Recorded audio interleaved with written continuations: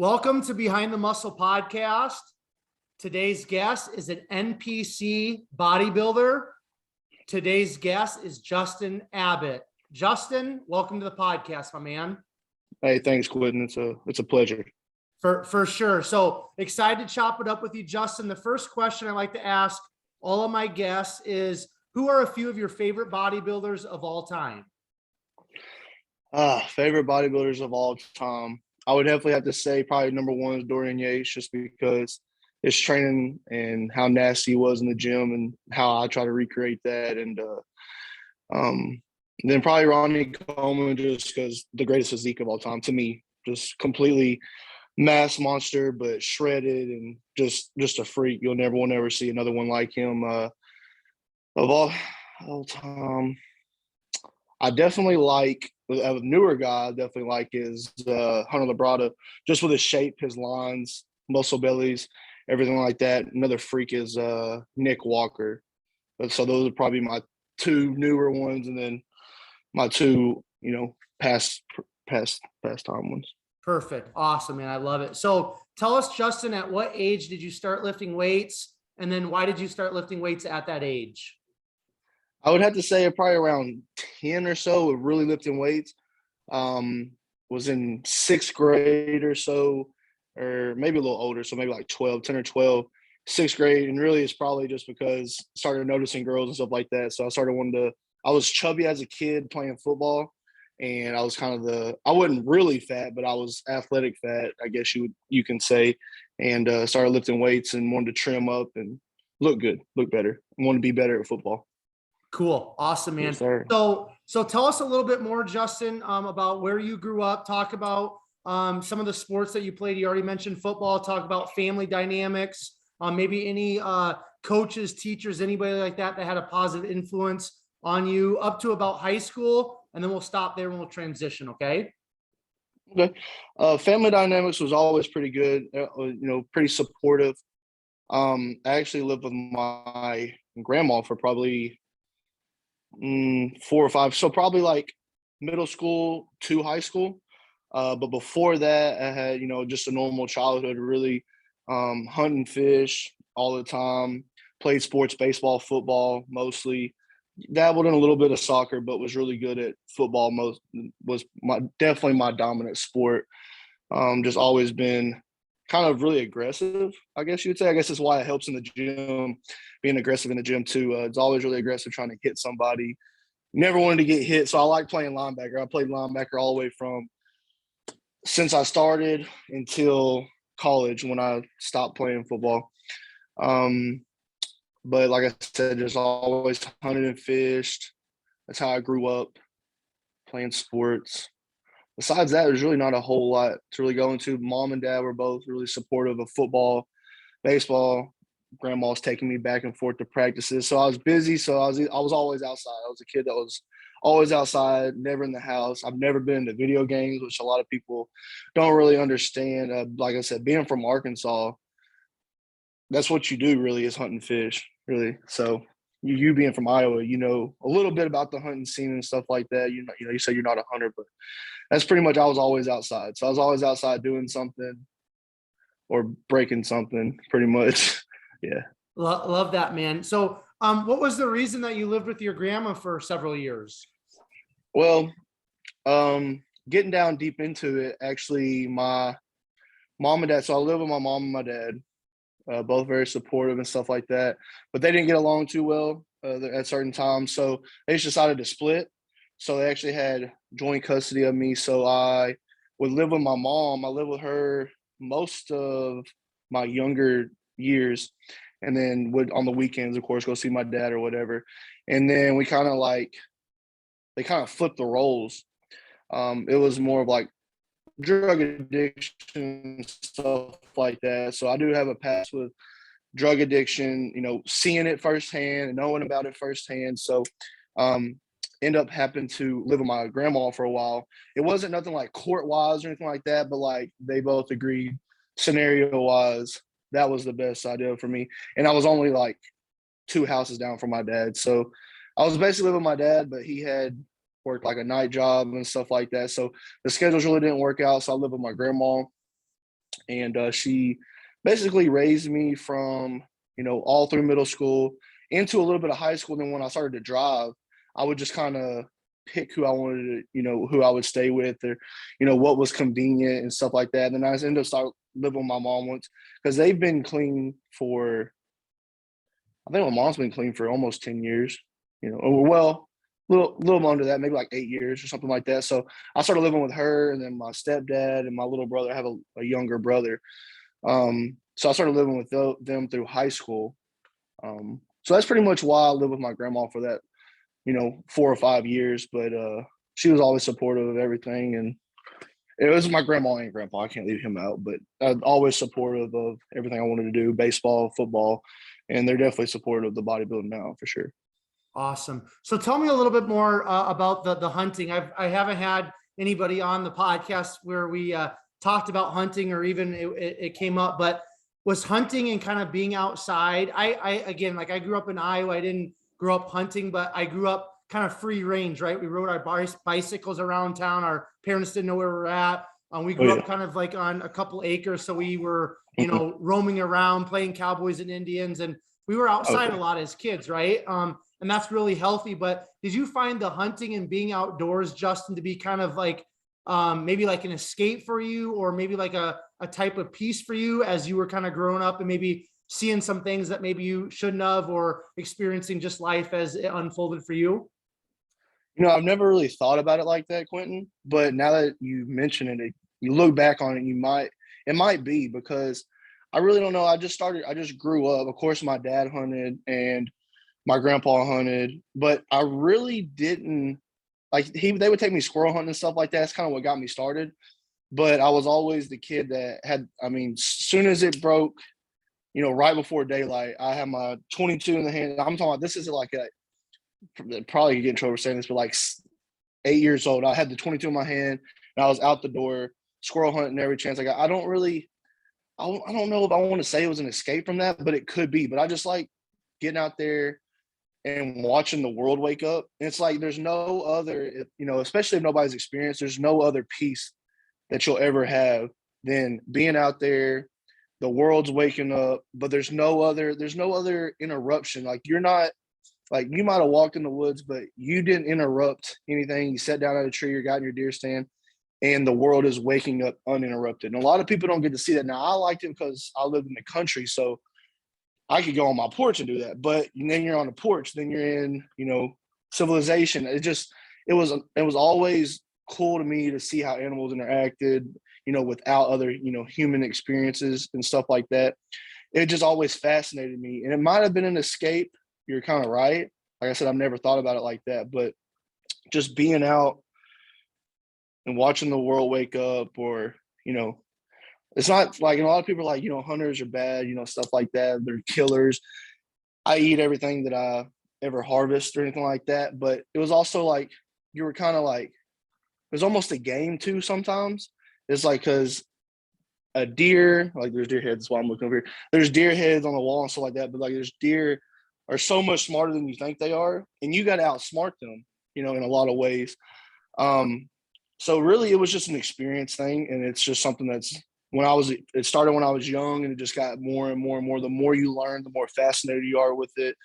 It's kind of like bodybuilding. Once you start, you're just kind of lifting weights. That would be like the beginning, like the squirrel hunting. You don't have to be super still. It's just a squirrel, and stuff like that. But as you get more experience, you might move into deer or turkey, which is probably one of the hardest animals or birds to hunt that there is. Was the most fun, the most rewarding. So there's like a huge rewarding factor after the hunt also.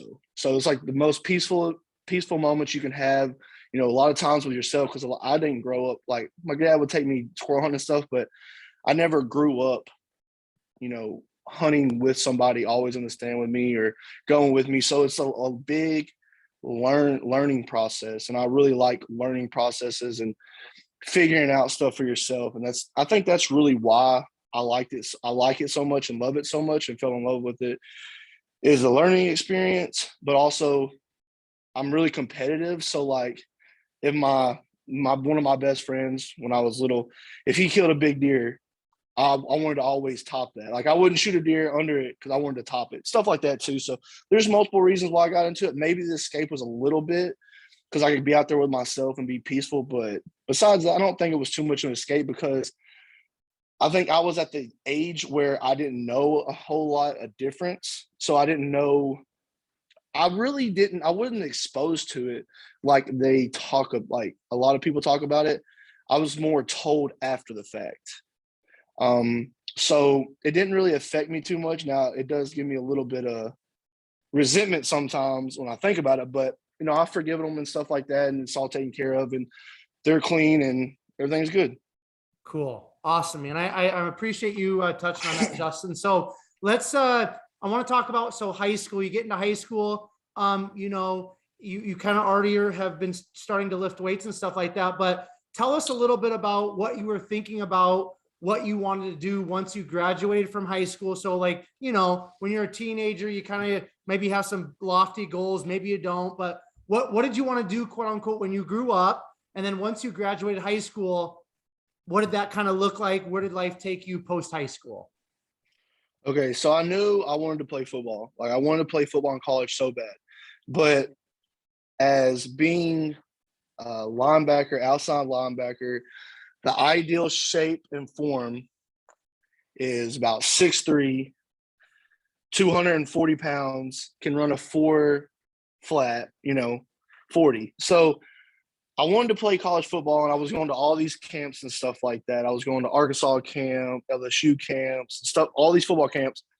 And the biggest notoriety I got was in Arkansas, and it's just because I wasn't scared to hit. I was never afraid to hit. Like I was always in the league, no doubt in the league. I was always had the most tackles, all conference. Like when you're in ninth grade at my school, we're not a small school, we're a 5A school, so it's kind of in the middle.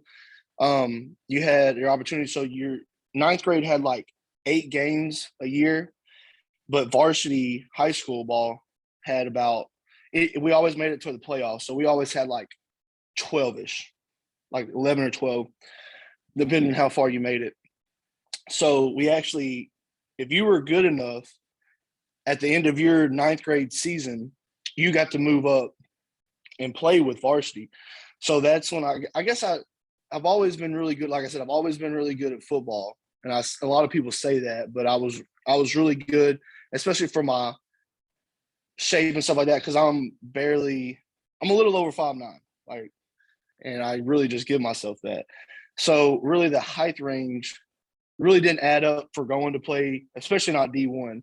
But Arkansas recognized me and was talking to, I don't forgot his name now, but it was a linebacker coach. And talking back and forth. And I was playing baseball and football all my years. And then sophomore year, I decided I didn't want to play baseball anymore. And so started playing soccer instead of baseball because they're both spring sports. And ended up breaking my tibia in half. So instantly, no more phone calls, nothing like that. Couldn't even reach them pretty much. So then I started reaching out to other people, going to D2 camps. And so I started reaching out and ended up getting a scholarship for SAU, playing there. And then I guess I'm getting kind of off track, but my main goal was always to play football in college. That was like the main goal after high school. And then I would figure it out from there. Well, I fell in love with training in high school also. Not just like, you know, you're always lifting weights. And I was always the kid that was the strongest and, you know, in the weight room and stuff like that. And always pushing people and all of this. So I loved it already, but I didn't really like it. Was basically for the sport then. It was like I want to get bigger and stronger for the sport. And then I something just flipped. Something just flipped the switch. And it was going into my junior year after I broke my leg. And I was like, man, I have so much to prove because like nobody, like the schools aren't, you know, really reaching out to me anymore after I broke my shin. I'm already, you know, not really the typical linebacker size. You know, I was like 220, but I wasn't, you know, 6'3". But so something just flipped the switch and I just started training. And I would actually, sounds weird, I did like CrossFit in the morning, or I'd go to football practice in the morning, like during the summers, and then I would go to the gym at like 12 o'clock after that. And then I would go do like a more agility style with a strength and conditioning coach. So I literally did that for 5 days a week, like nonstop. And then, like I said, something flipped the switch, and I was like, man, I just love training. Like, I met a buddy at the gym, which is my training partner forever, and we just kind of hit it off as far as like how we like to train. Like we saw the Flex magazines, and we saw all this, the bodybuilding stuff. So then we started going GNC and learning about protein powders, and the typical thing where the switch just flips. But it was different for me. Like, a lot of people, if anybody trains with me, they'll tell you there's a different switch that flips when I train. It's like I can take, and it's been said to me by so many people I can't even count, that when I'm training, it's like they're like a normal person would have one more rep, or may have failed, or may have quit, but literally I'll bang out 10 more reps. Like, it doesn't even make sense. Like, and a lot of times I'll think I'm done, but I can bang out sets. It's like there's that can't be taught. That can't be you can't be exposed to that and see it. Like, I can't tell, like, I can push people, but they're not going to push as far as as I would. And I don't know if it may be what I think it is a lot of times is what you're trying to say with the hunting. I actually think a lot of those demons and stuff like that, a lot of the hurt, that's when I think I learned how to deal with that in the gym. And I think that's why I'm able to take sets beyond failure, this and that. I think why I'm able to go there. But there's like people, I don't know if you've watched my training videos. A lot of them are on my other Instagram page, the Addicted Athletics. That's my training and coaching page. But people see those sets and are like, I honestly don't see how you did that. And then they don't understand that, yeah, that was one set that you saw. You didn't see my other sets and stuff like that. So somewhere there was a flip that got a switch that got flipped, and I just started training, and it's kind of all I wanted to do. Like, I literally go to school, go to practice, and then I would go train every single day. Like, every single day during the school year. On Fridays, we got like a half day normally on Friday for the football players. When we got out, I would go hit arms, and then we would go play. Maybe just wanted to look pumped in the uniform. But anyways. And then when we got to college, so before I went to college, then I kind of was thinking already about owning a gym. That was kind of like my goal, because I love when I travel to use a piece and I'll remember that piece. Like, I was like, and that piece felt great. Like, I remember the first time I used a Cybex V2 hack squat. I was like, man, this right here is like, you can't load this up, and it's a humbler, stuff like that, or like the pendulum squat or something like that. So I always wanted to own a gym. Then when I got to college, I had to pick somewhere to, a path, because I didn't want to go general studies or anything like that. Well, I ended up getting a scholarship to SAU to play football. So I'm playing football, and the easiest thing to do is exercise science kinesiology. So I was like, let's do that. Let's go with that path. It'll probably help me out getting a gym. So it was one of those things. Like, in college, I've always been a good student. Also, I was on a row and everything like that. Let's see, good student, honor roll. But anyways, when I got to college, did the exercise science kinesiology. What was cool about the exercise science and kinesiology part of it, and the human body and the performance aspect, because that's what I was studying, is it was going hand in hand with the training. I wouldn't call myself a bodybuilder yet, but I would definitely call myself. I always wanted to get better, progress. So I was already heading in that route. But it was really cool because, like, a lot of people are like, man, like, we got this test, like, it's going to be so hard, this and that. And they're like studying like crazy. I'm like, man, how can you not just pay attention and, while the teacher is instructing, and pick up on this? I don't understand. It's fascinating. The human body is fascinating, how we can build muscle, how you got to tear the muscle down and then build it back up, the psychrometers, the microfibers, stuff like that. Like, I learned all that without really even like taking notes or having to like really, really study it hard, because I guess it was just something that fascinated me so much. When the teacher was talking, like, I was just like this, like, I was taking in everything and I was relating it back. And I was like, and then I started taking it to where I was like, all right, well, now we're talking about strength conditioning. What does it do? Now I know my rep ranges that I need to build muscle for hypertrophy and stuff like that. I took some pharmacology classes with it, so I can learn, how different things work in the body, how mechanisms act, and stuff like that. So I had best of both worlds for bodybuilding. So I was bodybuilding, and then so every day I was still after practice. So for a student athlete, people that don't know, it's a job. Even at D2 level, so I get up in the morning about 5 o'clock.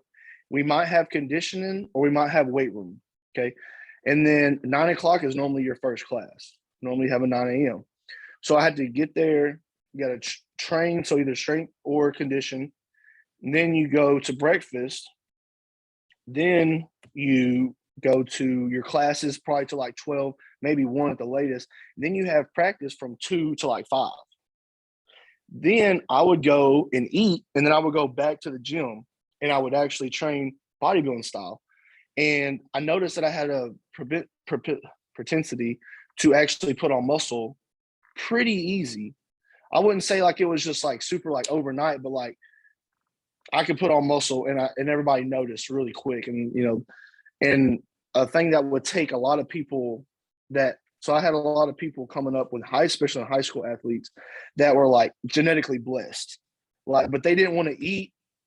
They really didn't know anything about it. Our coaches try to tell us what to do, but I was like studying. I had the Arnold Schwarzenegger book and, just had it. And so I was studying all that stuff, protein, fats, carbs. Anyway, so I figured it out a lot earlier than them, but they didn't have the mindset to go train or try to get better, especially like in high school. Now, college is different. A lot of times they want to, but you'll still have the genetic freaks. Like I wasn't the 6'3", 225, 230 linebacker, but I was the 5'9", 5'10", 230-pound linebacker that would hit you hard. But I had to get to that point. Like I had to push my body to that point. I had to train to that point. I had to study film better, this and that. But we also had a linebacker that was literally league gifted, but he wouldn't go to class. He wouldn't eat. He wouldn't train. He really literally rode the ergometer bike while everybody else was working out, but still had the best build. Like if you could take him bodybuilding style, he would win the Olympia. Like in like those type of genetics. So I think I don't even know where I was going with that. But anyway, so I guess it's how I learned. So I started incorporating everything I was learning in school into training. Well, so like I said, the full day, and I was still going to training. Well, one time our football team got into it with the basketball team, and they had a fight. I wasn't even there. I was at the gym. So this is actually how I basically just started bodybuilding. They got into it. And so then we had separate dorms. We had football dorms, basketball dorms. Well, we got locked down to where after practice, you couldn't go anywhere. So what did that mean for me? That meant that you weren't going to the gym and training. That pissed me off so bad. I was like, look, I'm trying to go to the gym. And they knew I wanted to go to the gym. They're like, I'm trying to go to the gym. Why can't y'all know where I'm going? I'm not sneaking out or nothing like that. I'm like, why can't I go to the gym? I couldn't understand why they were just being retarded like that. So basically I quit. I was like, if y'all aren't going to let me train, I didn't love football in college like I loved it in high school because it is a full-time job. And I wasn't the most genetically gifted. So I did play as a freshman and a sophomore, but I didn't have I wasn't the star player anymore, which, you got to move up. I wasn't the all-state linebacker with the most tackles in the state anymore. I was having to start over again, which is not a big deal. I still played, but the biggest deal is they didn't let me go to the gym. And that's when I was really figuring out that I could put on muscle really easy. And it started getting really fun. I started learning how to train, this and that. And I was training people too at the time, which we can get into that later. But so that's really how bodybuilding started. Like then all I had to do was go to school. So I get up in the morning, go do a little bit of cardio, get my metabolism going. I started learning about that in school. Go back, eat, and then I would go to class, and I was eating during classes. Luckily, my teachers let me eat during class. And I would go home and take a nap, and then I would eat again, and then I would go to the gym, come back home, eat, go to sleep. That was my routine. And that's when I noticed, yes, I had the propensity to put on muscle. I was pretty decent at it, which I wasn't anything just crazy special, but I was decent at it. So that's pretty much that was kind of my goals from there. And then I wanted to own a gym, which now me and my buddy own a refurbishing business. that we work together with for exercise equipment. So we get to buy and sell and use and try any piece that we want. And so we're building a gym for that now. So, because I'm only 24, so I've only been out of college for two years. So that's kind of still my goal, is to own a gym. I work right now as a physical therapy assistant. So I'm still studying a little bit. Just finished this semester, going into my next one to finish my prerequisites. I actually only have one more class for physical therapy, but I'm kind of thinking about switching that a little bit, but we'll just see. But basically the main goal I've always had from the start is to own my own gym, just because I remember all the pieces, and I know all the pieces that just hit different. And I always wanted those to be in one spot, to be like a mecca. And I do like to share, all of it with everybody and stuff like that. But it's really selfish wise. I really just want all the best pieces that I can use and stuff like that. So that was my biggest goal, since high school. Like, that's the topic we were on. So I want to start really diving into bodybuilding. So tell me, Justin, because you're 24, it was probably maybe through social media as opposed to magazines, but who was kind of like the first pro bodybuilder that you remember seeing, whether it was on social media or a magazine? You said you had Arnold's Encyclopedia of Bodybuilding. Maybe it was him, but can you remember who the first actual bodybuilder was that you saw? The first actual bodybuilder that I remember seeing was Dennis James, in one of those pictures where, he was just completely full blown, and he actually looked just like somebody put an air compressor in his arm and just blew him up.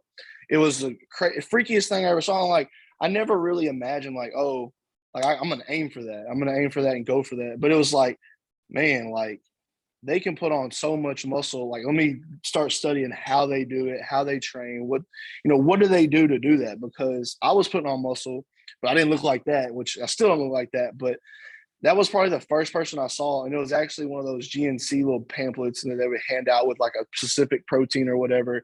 And it had like his exercises and reps and stuff like that. That was the very first one I saw. And then about the time that I really got into bodybuilding is when Kai and Phil were really feuding. So like, I remember my training partner was really big into Kai. Like, he was like, Kai. I was like, man, do you not see the muscle bellies that Phil Heath has?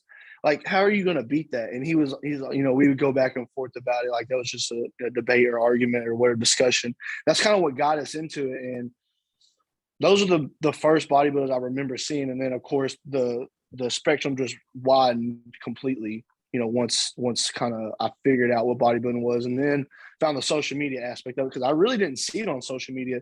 And then when I started seeing, the social media aspect of it, Kai Green, Phil Heath, all that. And at that time it was Dennis James, Dennis Wolf,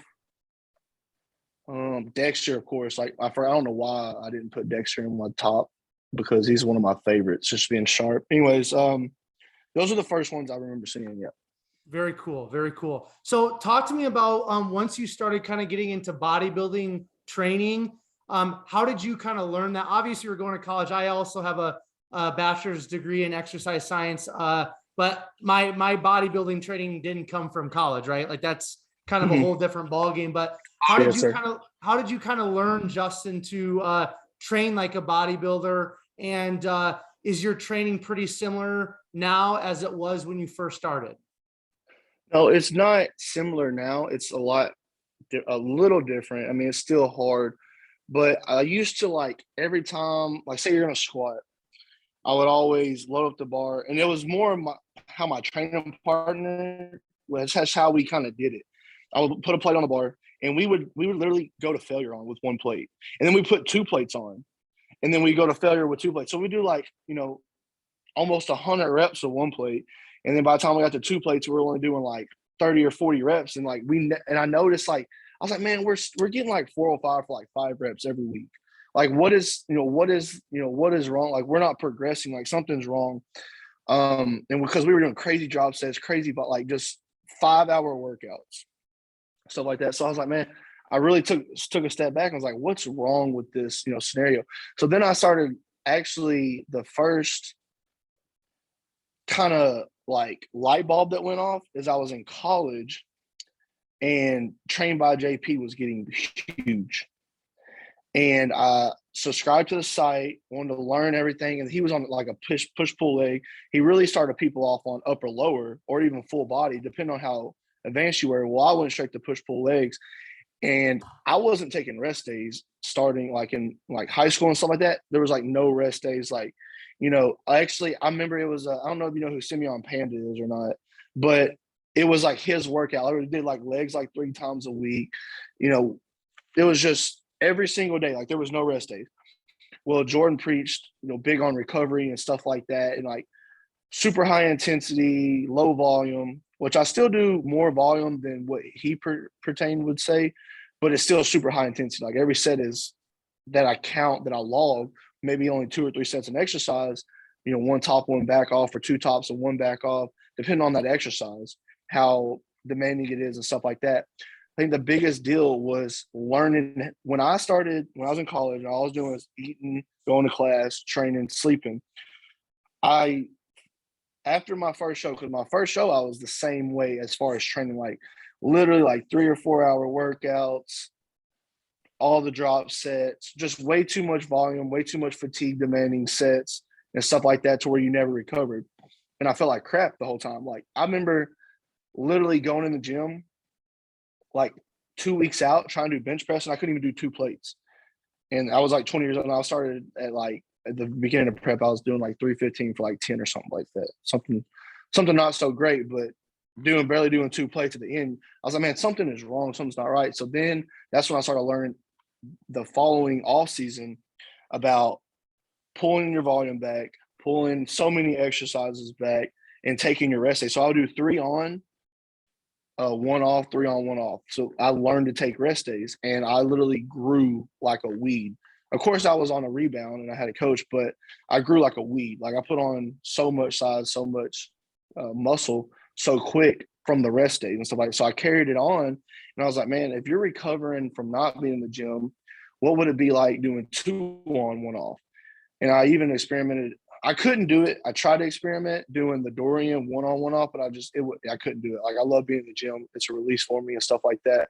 So really, when it transitioned was that period when I learned more rest and I started progressing on lifts. Like I was never really progressing a super lot on lifts because I was taking the 1 plate to failure and the 2 plates to failure, 3 plates to failure. I wasn't just doing, 20 reps of 1 plate, 10 reps of 2 plates, 2 reps of 3 plates, 4 reps. And I finally learned to work up, have those feeder sets, a lot of people call them, or those warm-up sets where you're really just feeling the weight going up because you know what your top set should be.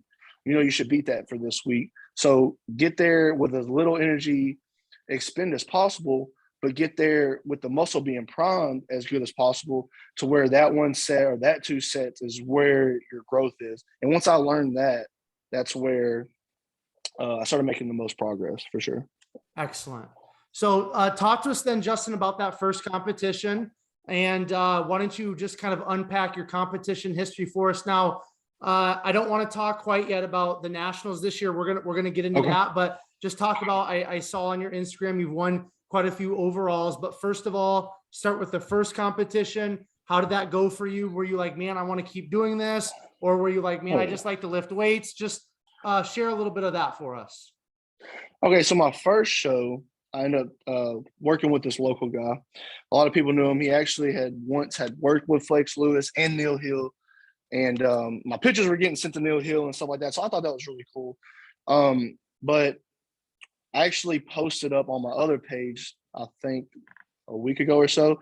It was like my first ever check-in pictures. And at that time, like, it's funny how at that time I was like, man, I'm swole. I'm not fat. I'm pretty lean. And then you look at it like, oh my God, like you look so terrible, to now what you are. But I think we did like 12, maybe 10 or 12 weeks, but it was like, I don't know. It was a good learning experience, good approach, but like, I'm pretty sure he dieted me way too hard. Like I went from like 230 pounds to, I think light heavy. So I'm only like 195 or something like that, which I was actually in pretty good shape. I still have pictures from that show. But that's when I started noticing I have a real good propensity for,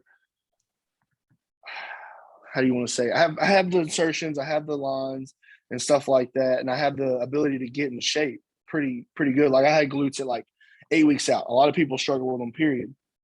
And I still am very good at getting in shape somehow. But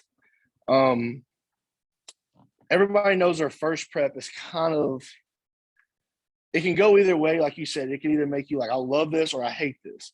Well, I've always, like, once I learned to start working out and stuff like that, like even in high school, I was still eating meals. Like I remember taking a whole tub of Greek yogurt to school every single day with granola.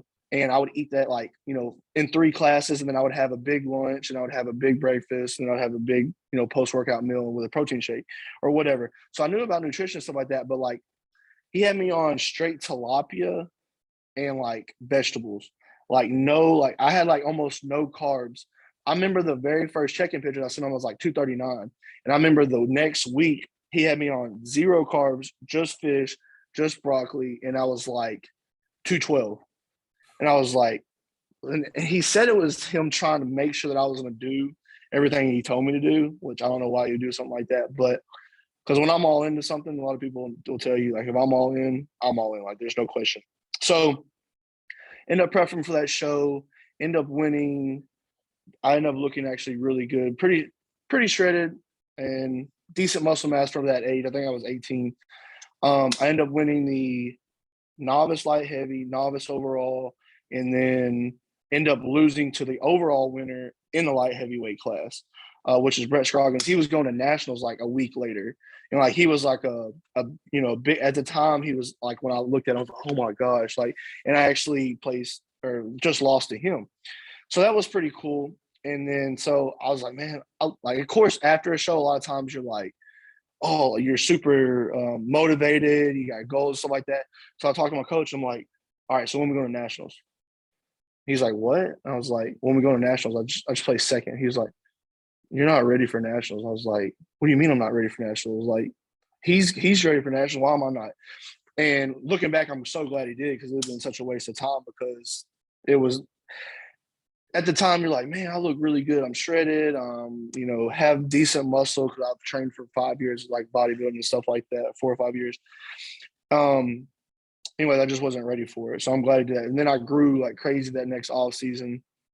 And I always normally, my competition history goes compete 2 years, compete 2 years, compete. So I like to have long off seasons. I feel like that's when you build the most, you're able to make changes. So then I came back, had a full 2-year off season. And then I was still with the same guy.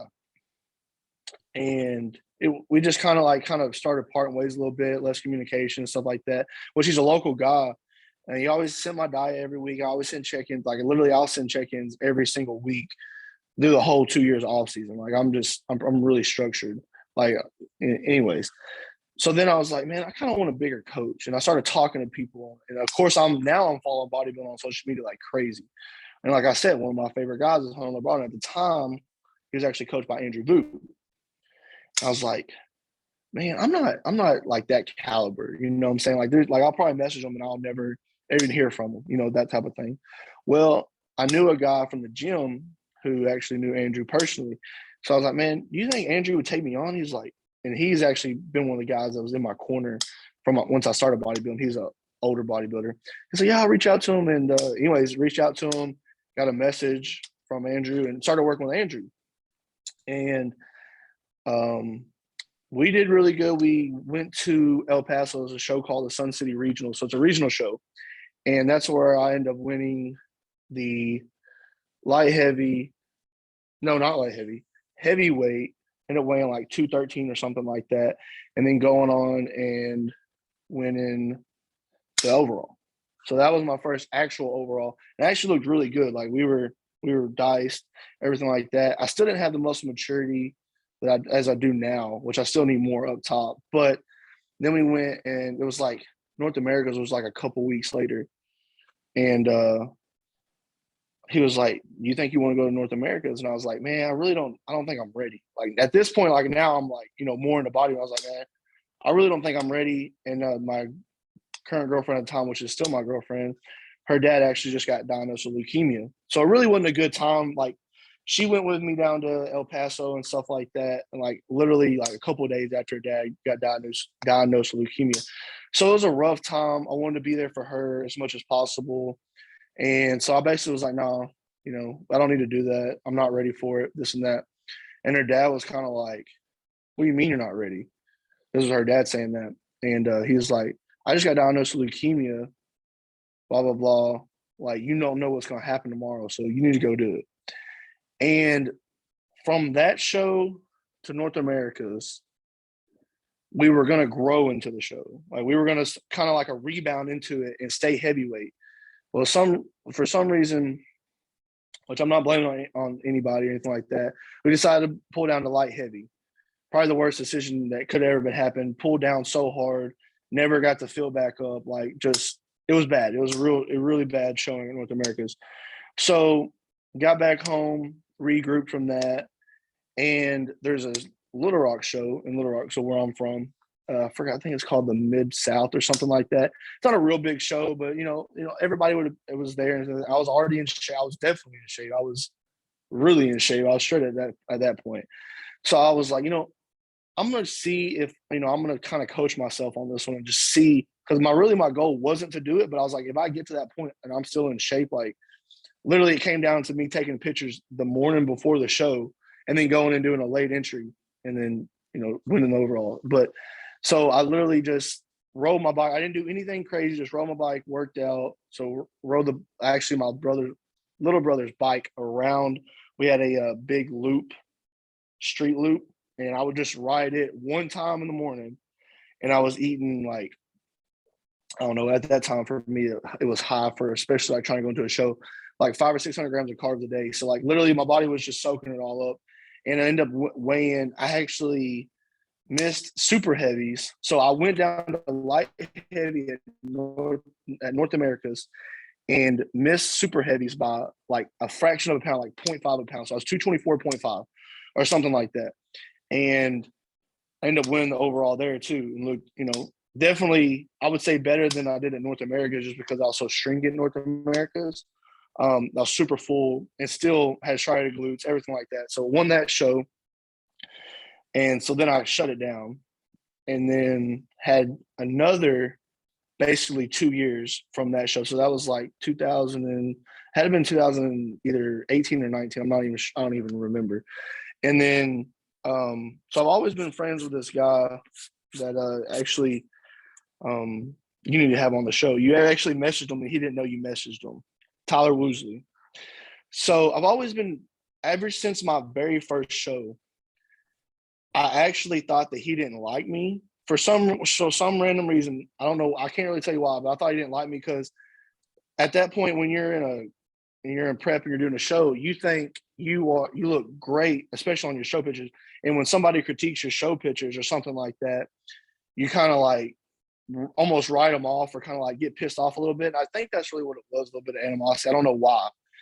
I kind of thought he was more arrogant and stuff like that and was kind of roasting me instead of actually like trying to help me. He's like, man, if you'd have just been just a little bit sharper at that show, you actually would have won this and that. So I thought he was kind of talking bad, but he really wasn't.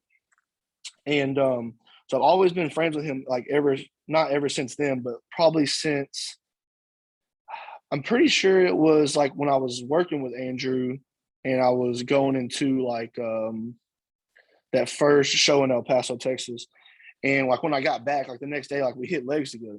I was like, man, my legs never been this sore, this and that. So we kind of were like leg day partners. Like we didn't train any other time. We like meet in a middle place. Like he lives about an hour and a half away from me. And we met at this gym that's actually pretty good equipped for legs. And we meet there like every Thursday or Saturday. I forgot what it was. And we became pretty good friends and, messaged back and forth and all the time. And like I said, I like didn't work with anybody in the off season. So like I would bounce ideas off of them. Like, hey, what do you think about this food? Send them pictures and stuff like that. Like, what do you think I should do from here? And he would always help me or, suggest me or guide me. And finally, I was just like going into, I had told everybody I wanted to do USAs. Like, that was my goal, to do USAs. I was already qualified. I was like, I want to do USAs. Okay. Well, who are you gonna get to coach you? I was like, man, there's no reason for me not to let Tyler coach because he has already turned a couple guys pro. Everybody he trains or coaches comes in shape. Like I was like, what do you think? He's like, hell yeah, let's do it. So we just kind of took off from there, and it was like at 27 or 28 weeks out of nationals. So our goal was to grow a little bit, get a little bit of fat off, and then bring in the nationals. And that was our only goal because we were already qualified. And so it comes up to like 8 weeks out, or maybe 8 or 9 weeks out from nationals. He's like, hey, there's a show. Let's just, I want to see how our body, performs, try to, kind of like practice peaks. I just want to see how it goes.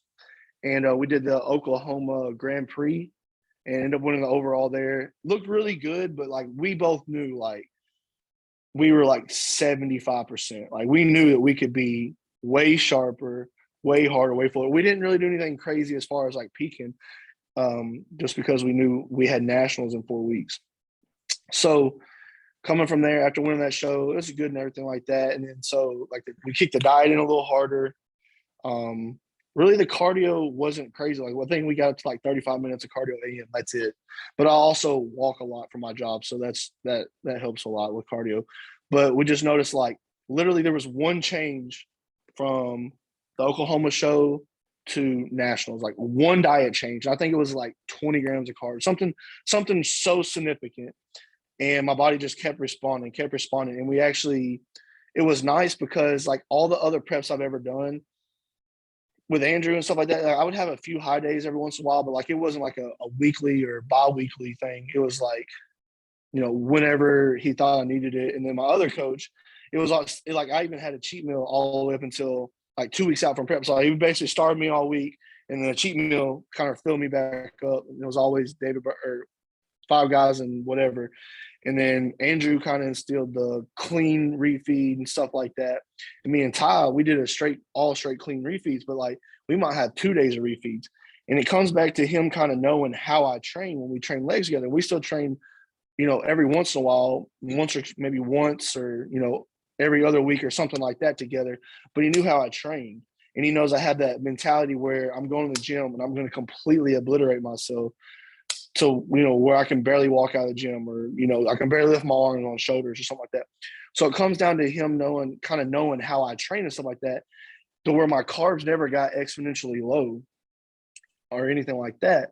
And I would still have refeeds. Like I definitely had a refeed probably every week, if not maybe 2 refeeds back to back, because he knows how far I push myself in the gym, that if I didn't have that much food, or if we pushed too hard, I would just lose it. Because we saw, and of course I shared information about how the North America's prep went. Like when I pull down so far, there's no coming back, like at all. And of course I was about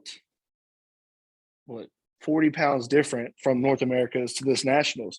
So you need more fuel and stuff like that. So he was really good with that. And his coach is Matt Jansen. So he learns a lot from, Matt Jansen has peaked everybody perfectly for the last 2 years or so. Like everybody, especially this year, has been like bang on perfect. So he used a few tactics that I guess he's learned from. He's had many coaches, but just tactics he's learned, and his eye is just great. So anyways, coming in, we're like, because I weighed 238 at the Oklahoma Grand Prix. That was 4 weeks out from nationals. Grand Prix, my bad. 4 weeks out from nationals. And so our goal was kind of be a super heavy. Like that was kind of our goal. Like we knew we still needed to come down, but like we're like, man, we don't need more than 7 or so pounds to come off. 7 or 8 pounds, like, and we'll be right where we want to be. Well, the weight started coming off a little bit, and it came off a little bit more. And we're kind of like, we're in the spot where like we can literally go heavyweight, or my conditioning was so good, especially from the back, like hamstrings, glutes, lower back was, even from the front too, everything was shredded, quads, everything was shredded, separated. Arguably could have been the most shredded in the show. And commentators said that everything. So I'm not just being cocky. We were definitely completely shredded. But what I've never seen before, I don't know if the muscle maturity has started to kick in or whatever, being at my age, just 24, I've never been able to keep that fullness. Like when I get shredded, it's just like North Americans. When you push too far, the fullness goes. I never got it back. That's how all my preps were. But I think it comes back to Tyler feeding a little heavier at times, knowing when to push and pull. But I was able to keep that fullness and get just super shredded. So we're like, you don't normally see a lot of super shredded super heavies. And it's just cool being a super heavy. Like, you're the biggest class. Like, you know what I'm saying? You can walk around like that. So we're like, man, literally we went back and forth for the last 2 weeks. Like, I'm talking about every day we had a different mindset. Like, let's just go heavy. Let's just go super heavy, blah, blah, blah, this and that. And like, it changed so much. So when we were just like, look, we're so shredded. The heavyweight is pretty stacked. Let's just go super. Let's see if we can get rewarded for our conditioning. And we did. Because I came in with no following, no fortune, I wasn't even thought about. Nobody even mentioned me. If you asked any of the predictions, like top 5, I was never even mentioned. I probably wouldn't even mention the top 10. But you have the guys, I don't want to say anybody's name, that has so much hype, so much publicity, so many sponsors, this and that came in and just looked like complete dog crap. And we beat. So it's really cool to see something like that and it come to fruition, and that Steve and Tyler, that they rewarded conditioning in that show, because they definitely did. I mean, in the top 5, I mean, that was a really great super heavy class. And being one of the most shredded, it was nice to see that they, pulled me into it, or, and then I beat a lot of people based on just pure hard work and just getting shredded. Like, I know I need more upper body muscle maturity and stuff like that. But it was fun. Yeah, it was real fun. All right. So before we dive a little bit deeper, Justin, into nationals, which I want to, because I've had all the top 4 in the super heavies have been on the podcast, right? So we've myself and the listeners have heard a lot about the nationals, but I want to get your perspective. But before we do, I want to take a step back, because you're a young guy. It sounds like for your first show, you had a coach. There's a lot of younger listeners to this podcast, a lot of guys that maybe are just thinking about competing or just getting into bodybuilding. From your perspective, Justin, should somebody hire a coach for their first show, or should somebody go into their first show just doing it on their own, trying to figure out on their own? What is kind of your take and perspective on that? So actually, I tried to do my first show by myself, but it was actually the year prior to the first show that I did. And because I was still a teen and was able to do the teen, I wanted to do the teen just so I knew I could win as a teen. I had been to the shows the year before, and I was like, man, teens, like, it's going to be easy. I want to go in and I just want to win. And I tried to do it, but like, looking back, I was on the right path, but like, I say if you're a young guy trying to learn and stuff like that, there's nobody better to learn from than somebody that's already been there. So I actually reached out and got a coach, and ended up being just too late, too much of a cluster. But the biggest enemy is going to be your mind. So I say from the get-go, if you're trying to do a show and trying to do good, definitely hire a coach. Like, no matter what, like even if you start out with a local guy, as long as he's not crazy as far as all the excess other things that bodybuilders have to do, I would say definitely get you a local coach. Like, you don't have to spend a whole lot of money on somebody to have a real good eye or something like that. Get a lot of recommendations from people.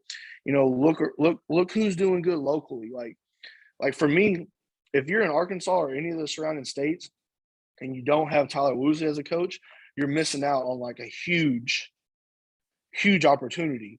Like, I mean, we just had 2 people go to nationals and we both placed top 5.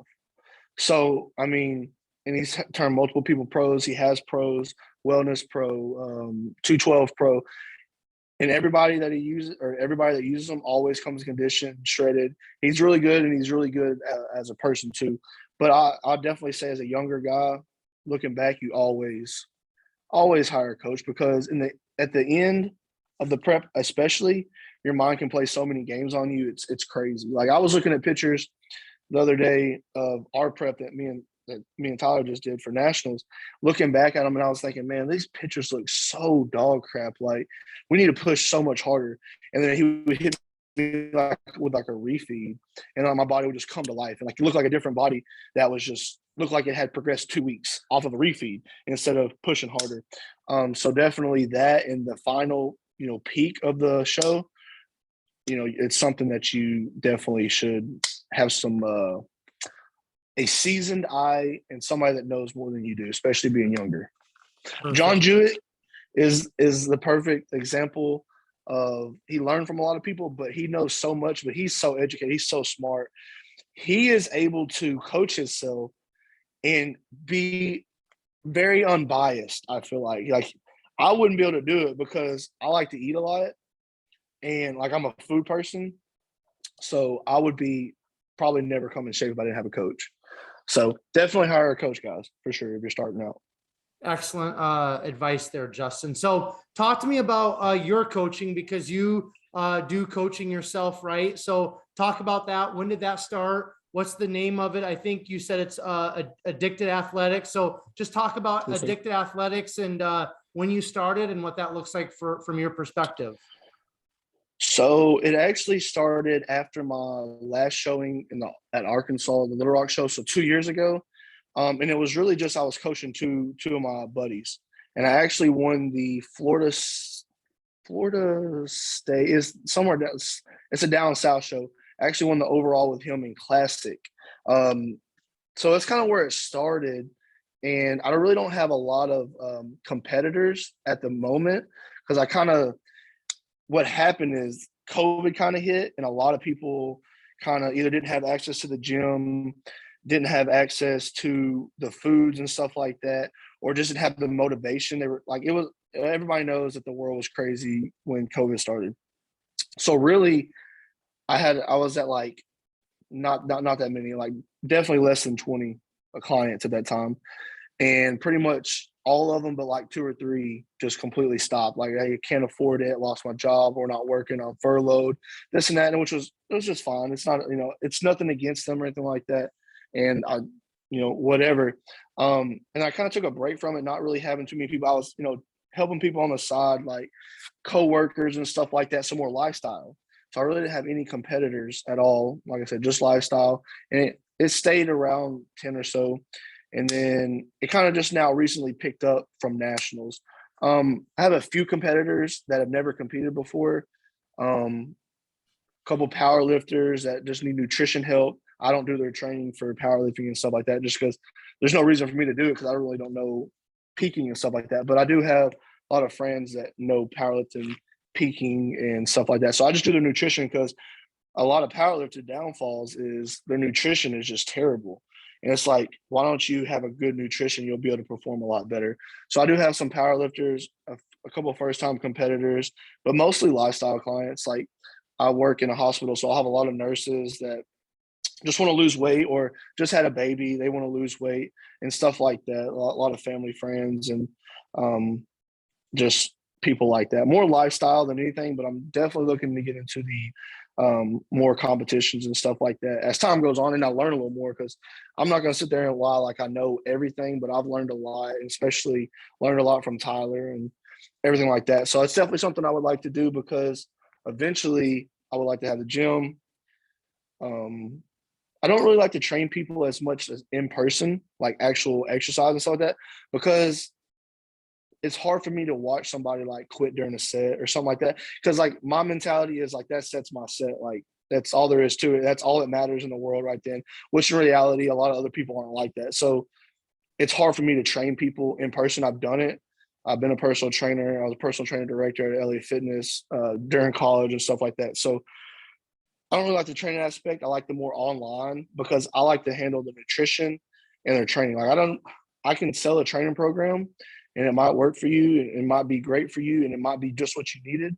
But I feel like training and nutrition go hand in hand. So I want to do both of them.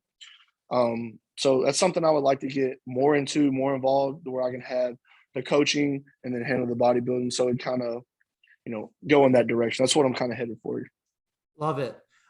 So this is kind of a curiosity question because I have my own perspective, but I'm not going to share it because the podcast isn't about me. But in terms of going to college, right, and getting a, whether it's a nutrition degree, exercise science degree like you and I have, whatever, there's a lot of different opportunities for getting degrees. But from your perspective, Justin, if you could do it all over again, right? Because, still in our society, the big thing is graduate high school, go get your college degree, right?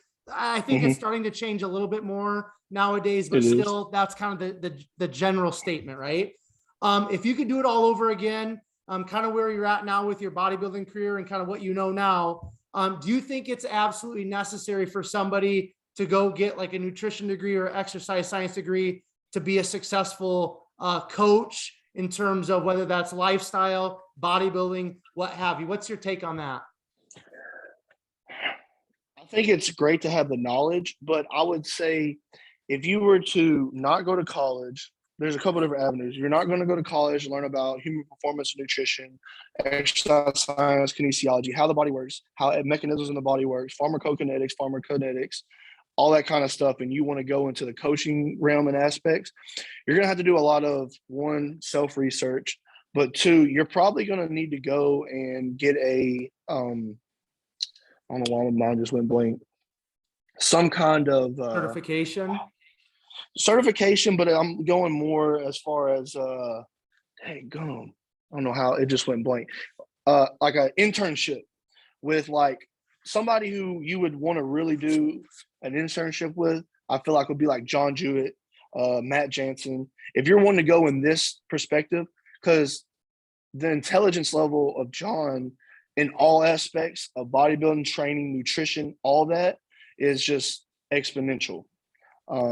So like if you're not going to go to college, you have to learn it some way. So you have to do self-research, which you definitely can do. I've done, as bodybuilders, we probably are the most self-research people. Like we research everything ourselves. Like if our coach tells us to, eat this or whatever, I'm over here kind of researching like how this, affects this or how this affects this, or there's so many different avenues that you can learn, but certifications would be good. A really great internship, maybe, get access to like where I learned a whole lot of stuff, especially the way that I train is like Trained by JP. His site, I had it for years and still have it, that like I watch, he talks about everything on there, and Jewett has one too. Matt has one too. Joe Bennett has one for training. Stuff like that. If you can get access to those, you can learn stuff. So I don't think that college is absolutely necessary because it's going to put you in debt and stuff like that. And I wouldn't say college is absolutely necessary anyways, because I have an exercise science degree in kinesiology. But it really didn't, like, if you graduate with that, cool. There's not a whole lot that you can really do with that. Like, you're going to have to get more prerequisites if you want to go physical therapy route, or you need to get into an athletic training program if you want to go athletic training, other stuff like that. Like me, now I'm even looking at maybe just doing radiology. So I would definitely say if you know exactly what you want to do, college is great for you. But if you don't know exactly what you want to do, I would maybe get your general out of the way because you're going to have to do that anyways. But I wouldn't go almost even farther than that if you're not 100% what you want to do. But for coaching and stuff like that, I think there's a lot of other avenues that you could use. There's coaches that have no degrees, and they're great. And there's coaches that, went to, Harvard or whatever for human performance and nutrition or whatever, that know everything the body does, and they're great too. So I think it's, if you're wanting to do coaching, then especially this type of coaching, you can use other avenues. Excellent, man. Okay, so let's kind of wrap up our conversation talking about nationals. You just lightly touched on it, but let's kind of just get into the finer details. So why don't we start about like 2 weeks out? You guys were kind of talking about, you and Tyler were kind of going back and forth. Are we going to do super heavies? Are we going to do heavies? You decided to do supers. But about 2 weeks out, what was your mindset like? This is the first time that you competed in nationals, correct? Yes. Okay. So it's your first time competing in nationals. You kind of saw probably some of the heavy hitters on Instagram and social media, who they might be, what have you. But talk about your mindset, talk about how your body felt about 2 weeks out. talk about prejudging, and then let's just kind of get into the weeds with nationals, and then we'll close it out. Okay, Justin? All right. All right. Sounds good. So about 2 weeks out, like I said, we were going back and forth. We really didn't know if we were going to go super heavy or heavy. Like I said, it was literally a day by day thing. So we knew one thing, no matter what, because the weight was right there at the edge. Like I could wake up one morning at 224, or I could wake up one morning at 226. Like it was right there. It didn't really matter. So we knew that from our previous show, we had done some things, so we knew how my body would react and stuff like that. But we also noticed, I'll get into that a little bit later. So we just knew that condition was going to be our strong point. Like no matter what, we were shredded glutes, like 6, 7, 8 weeks out. Hamstrings were dug out, and it was just getting crispier and crispier and crispier. Lower back was good. So we knew like we were going to have to play that strong point. So if we came down to heavies, it was going to be the same thing. But realistically, in the heavyweight class, I know I'm not a tall linebacker, but I'm actually kind of a tall bodybuilder. Not super tall, but taller.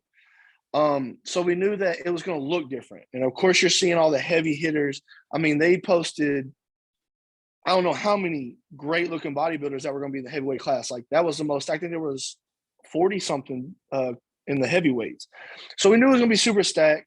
We're not running away from that, but we knew that what we kept saying and kept talking about for the supers is you don't see a lot. Like a lot of times supers get stuck on a weight. They want to be a weight. They want to look big. They want to come in full round. They're super. They're the biggest guys, which is all great and it's all cool. It sounds good. But a lot of times you don't see super shredded super heavies. So we're like, and finally we're just like, man, let's just do it. And I mean, it came down even to like 2 days before on the way down there. So anyways, we kind of finally decided, yeah, we're going to do that. But like, as far as my body felt, of course, like at work and everything like that, and anybody knows deep in prep, if you're low body fat, it doesn't matter what you do, you're not going to feel good. You're going to feel like one foot's in the grave and one foot's not in the grave. Like you're going to feel like death at like all times. What was cool for me though, and I've never experienced this before, especially in preps, is the fact that literally every single time I walked in the gym, that I actually progressed lifts. I'm talking about until, the last leg day, I could progress lifts. Now I didn't on the last leg day. It's more of a, get stuff moving, get food moving and stuff like that. But even to like the day before the last leg day, I had PRs in the gym and stuff like that. Literally, I've never has happened anything like that. And I just equate it back to having the equipment, having the scenario to just go in there and just, because luckily we have the warehouse. So I was talking about all the equipment, Rough House Refurbished. We're running, a refurbished business out of the warehouse, but in the back of the warehouse is a big room or another warehouse to where anything that we like and we have used and that we like, we're keeping for the gym that we're opening. So it was just me and my training partner when we trained.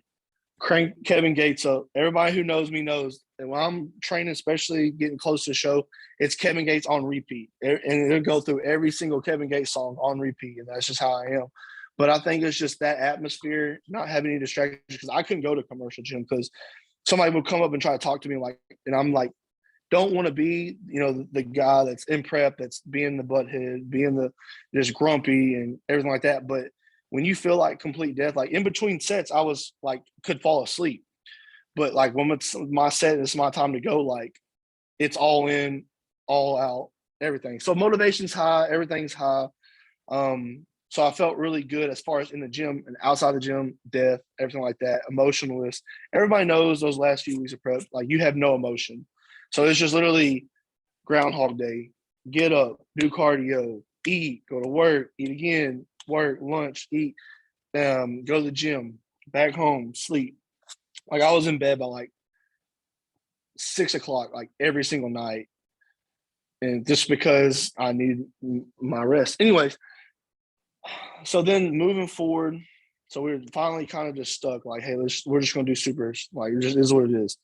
We can make heavyweight. Like there's no question we can make heavyweight, but we noticed we started doing some things kind of like where we take pictures throughout the day, like on the weekends or something like that. So we noticed that my body was actually the best with about 2 meals that was probably around like 100-ish grams of carbs a piece. I don't really remember because in grams. I don't calculate stuff.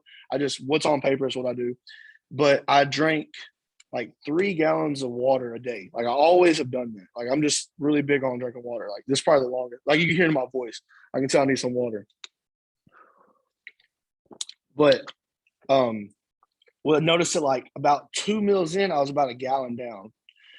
And about an hour after that, like I always looked super full. Like I always looked dry and everything in the morning. But there's a point where during the day you'll always look good, better, especially with food and more water. With me, it's always food with more water, and then always hits a certain point where then you start looking worse. So we started trying to find that line, and we finally found the line where it was like 70 ounces ish, 70 to 80 ounces of water with 2 higher carb meals, a little bit lower protein. I always looked the best. Like everything was cross-striated all the way, rectus femoris. Everything was just completely cross-striated, triceps, everything. And I was dry and everything was still separated really good and full. That was the biggest deal, was full for me because my upper body is honestly where I need the most pop at because I just don't have the muscle maturity, muscle density, or I'm not training how I need to upper body wise. My legs are good. My legs are, everybody was saying they're definitely pro legs, upper body needs to work. And that was what came from Steve and Tyler.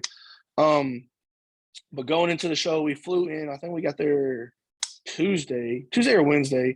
We got to Orlando, and we're just repeating the process: food, water. Look at me. Luckily, my coach came with me. Like I said, we had 2 people at the show. Food, water, just rinse and repeat the process over and over again. And we noticed like we didn't have to do a super, super high load. Like I would say a moderate load as far as carbs, but evenly spread out. And I would just wake up every day better and better. And I was still drinking 3 gallons of water. I still drank 3 gallons of water the day before, just because, I'll wake up and I'll pee, 5 or 6 times a night. And then in the morning, you're dry again.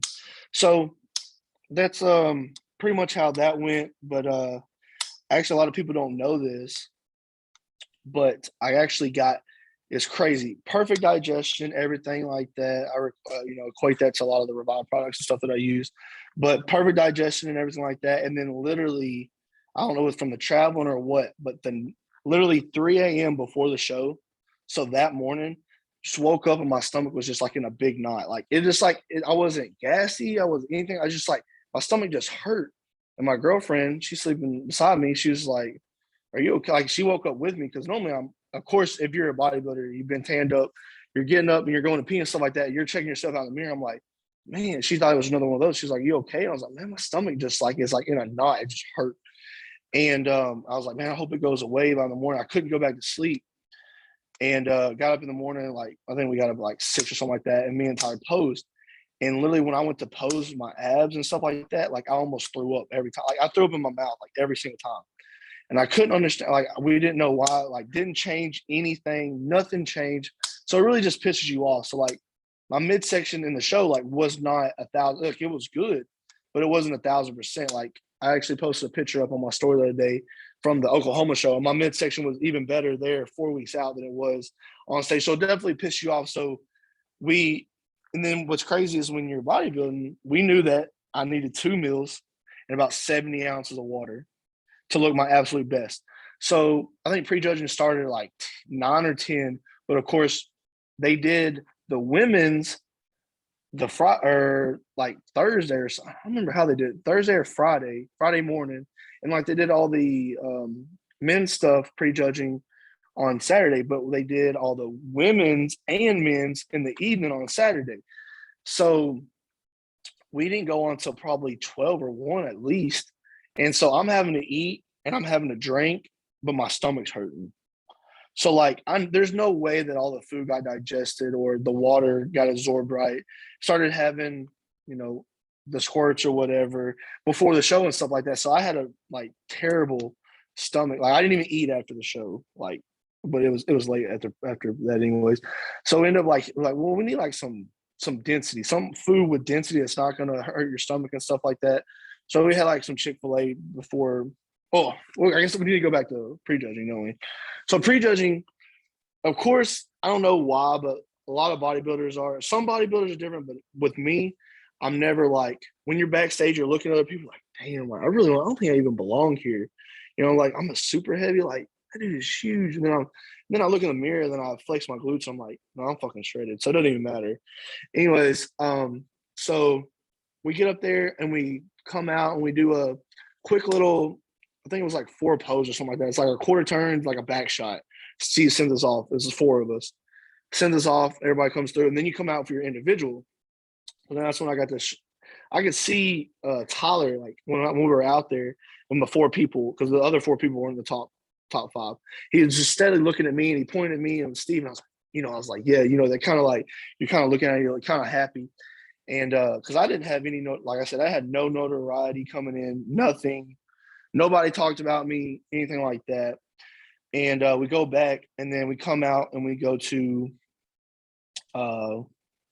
we did the little come out, the individual. Then we all come out on stage. I'm pretty sure that's how it happened. Yeah, we all come on stage and come out for the call outs. Everybody lines up. I'm amped up, kinda, but you're kind of nervous at the same. You're more nervous and really amped up because you don't know what's about to happen. And then my number was the very first one called. So like I literally like, you can see in the video. I don't know if you watched the video, but I'm like, let's go. Like I'm hyped now because first call out at Nationals, like I'm like, let's go. I'm ready to battle. So they put me right beside Carlos, and I'm like, I know how Carlos looks. I'm like, this dude is so damn bubbly. It's crazy. Anyway, so I'm like, this ain't gonna be good. And then they move a couple of people, and I haven't been moved yet. Then they moved me out. I don't remember who I was between. It's such a blur because I was so adrenaline was just going, and they kept moving me around, and I ended up moving right by Matt. You know who I'm talking about, Matt Bizarre, whatever it is. Sorry, Matt, didn't mean to butcher your name. Berger. There you go. And so then that was it for prejudging. And then I don't know why, but I'm the bodybuilder. Like after prejudging, every emotion just releases. Like, because a lot of people don't understand that you're literally training. Nobody will understand it unless you've done bodybuilding show or something like that. But you're literally training. Like I said, I started dieting at about dieting. We started actually working together about 27 weeks out. 27, 25-ish. I don't remember exactly what it was, but it was a long time. And every moment, every rep, every set, every meal, all of that is leading straight to that. I don't know. For prejudging, you might have got, I don't know. They posed the crap out of us. So you might have had like 2 or 3 minutes max, you know what I'm saying, that you're on stage. So everything literally leads up to that exact moment. That's what's really cool about bodybuilding. That's what I love about it. Kind of gets me emotional. But anyways, all my emotions always run out right after prejudging. So like, talking about I don't know why it gets me emotional. But anyways, I always see my girlfriend for the last however many shows. We've been dating for like 3 years. And as soon as I see her, it's always like breakdown. I don't even know why I'm getting worked up about it now. But anyway, this is how I am because bodybuilding is such an emotional, it takes an emotional toll. So like when you're asking me earlier if you should hire a coach, I thought you were going to ask me like if you should tell people to bodybuild. I was like, I always say, if you're going to think about bodybuilding, just be ready to learn a lot about yourself. That's what I always tell everybody. If you're going to do it, but be ready to learn a lot about yourself and what you care about and stuff like that. But anyways, after prejudging, went back and they announced that they were doing a later time or whatever. So we're like, geez, and we know that the women and the men are all going to have to go. We're super heavy. We're going to be the very last class. So we go back and, of course, we, do the meal-to-meal thing, the pictures, the typical, you're trying to hold that peak. And I think we got off stages like, I don't know. I'm pretty sure we got off stages like 12 or 1 that day. And then we didn't go, I did not get back on stage until like 12:20. So we get backstage And of course, you know, everybody's getting tanned up. They're calling everybody or whatever. And then we get up for, I finally go backstage. We get up for supers because I'm wanting to watch the show. So I watched everybody up until the heavies. And then I went back and got ready or whatever. But I saw this guy, I forgot what his name was. He was in the super heavy. He walked up to he was in the first call out. He walked up to the person that's calling, you know, the person that's just basically mediating everything, telling like, you know, who to come up or whatever, you know, what class to come up. He's like, I seen him ask something, and then he kind of got an attitude with the guy, and I was like, I don't know what's going on. He was like, I was like, are you good? He was like, oh no, I'm not top 5. I'm like, oh, they're telling people that they're top 5 or not? And he was like, yeah. And he's like, I'm not top 5. I don't know what the hell. Anyway, so I walk up there and I'm like, you know, like, can I see who's top 5? And he's like, no, you can't see, but I can tell you if you are or not. And I was like, my top 5. And he was like, yeah. And I'm like, let's go. Like, and I text my coach and I was like, man, this is crazy. Cause we really like, of course you want to win and stuff like that. But going from like North America's not placing 2 years prior to nationals, place top 5 in a bigger show in a 2 classes over what you did last time. It was just a really good experience. We went out and did a little routine because they didn't rejudge us or anything like that. We already knew who it was, both of them. Because Nate's really good. He's even better in person when you look at him in person than he is in pictures. And Carlos is just a freak. It just is what it is. He's a freak. So, I mean, the experience at Nationals was just awesome. I had, you know, one of my best friends and business partner and training partner that I train with every day. My coach, which is now probably one of my best friends, talk every day, stuff like that. And my girlfriend for the last 3 years. We were all there for that time. And it's different experience. Like a lot of people, you know, bodybuilding is a selfish sport. It's a very lonely sport. But if you don't have a great support system, then it's crazy. But then you're not gonna be able to do it. So like my mom, my grandma, and everybody was there. So it was a good time. It was a great time. So it was very rewarding. So tell me, we're gonna wrap this up here, Justin. But tell me, overall, what was your lesson that you learned from nationals, or what's kind of your overall takeaway from nationals? Like just kind of like thinking back. Now you've had several weeks to reflect and think back. What's that takeaway from you personally? As far as what I need to improve on. No, just kind of like, I mean, was there a lesson that you kind of learned? Was there something like just in reflection, you're like, man, like, you know, because of this prep, because of this nationals experience, I learned this, or just something of that nature more. Does that make sense? I got you, sir. So the biggest thing I took away from it, and I learned, I've really kind of already lived by this for a long time, is it doesn't matter who you are or what you are, how good somebody else is or whatever like that.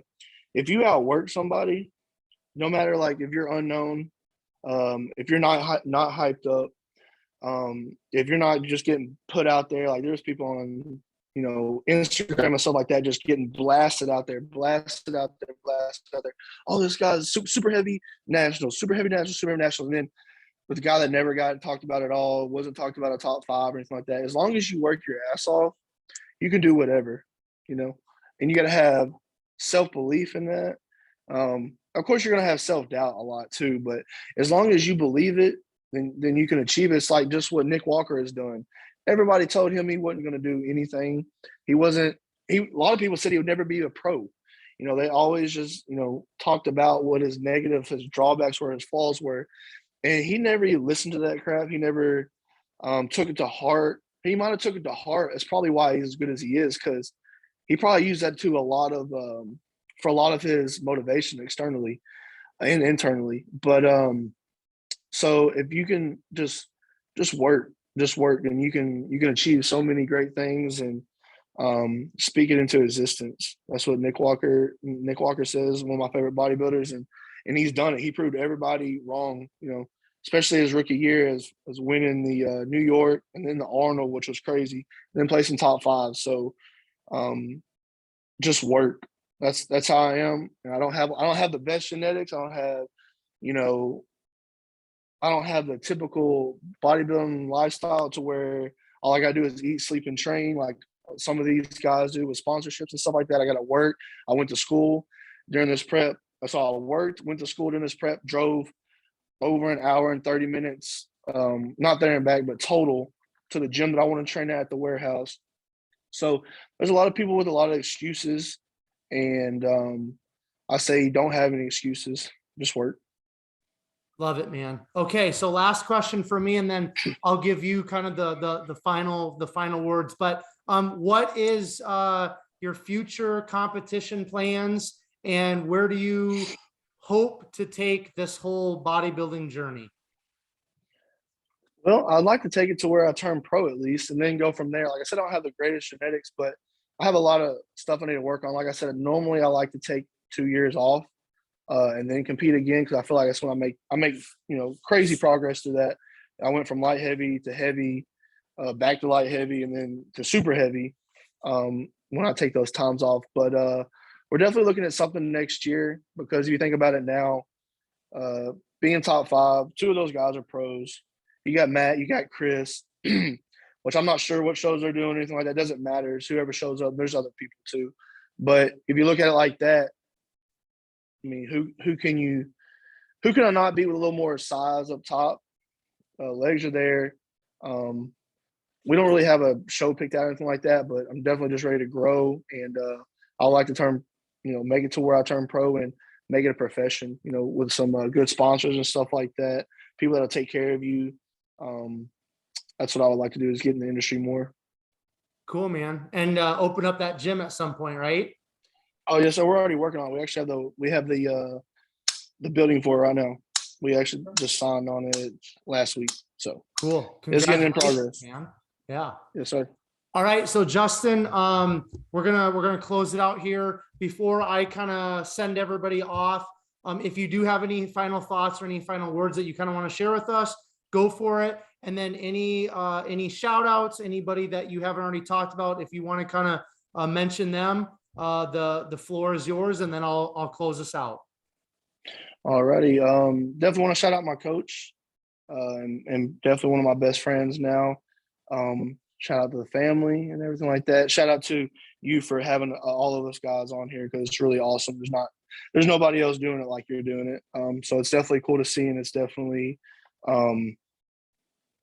makes the bodybuilding feel more alive and stuff like that. It makes it kind of more personal, because a lot of people, if you're not an IFBB pro, a lot of times you don't get interviews like this. If a lot of the smaller guys, we don't get a lot of publicity and stuff like that. So I would definitely feel like it's helping. But besides that, man, just want to say thanks to you. Everything we're good from there. Cool. And you're very welcome, Justin. I appreciate you coming on. Okay. Thank you. Yeah, for sure. All of you who are joining us again for another episode of Behind the Muscle podcast, I just want to say thank you to you, because as you've heard me say 1,000 times, if it wasn't for you, the podcast wouldn't exist. So I really appreciate all of you who have already subscribed to the YouTube channel, those of you who are sharing these episodes on your Instagram stories, and those of you who are just supporting by continuing to come back and listen over and over again. I thank you. So a couple of quick things before we wrap up today's conversation with Justin. If you haven't done so already, make sure you go to Behind the Muscle on YouTube and hit that subscribe button. As you've heard me say many a times before, that's very important, because I release all of these episodes first on YouTube, and then I distribute them to the other podcast platforms. So if you want to stay up on all the current episodes that I'm releasing each week, make sure you're subscribed to the YouTube channel. And then one final favor I'd ask all of you, just take this episode of Justin's, make sure you share it on your Instagram stories, tag Behind the Muscle, tag Justin, tag Addicted Athletics, so that we know that you listened to this episode specifically and found great value in it. And one other thing, when you guys share these episodes on your Instagram stories, that's how more people find this podcast, more people listen, and more people are positively impacted. And that's really my heart's desire, is that, I have the opportunity to share these athletes, their stories, these coaches' stories with all of you through this podcast medium. People are going to listen, and people are going to be positively impacted. And that's what I want. And then finally, I will leave you all with this. Remember, behind the muscle, there's always a story. We'll catch you guys later.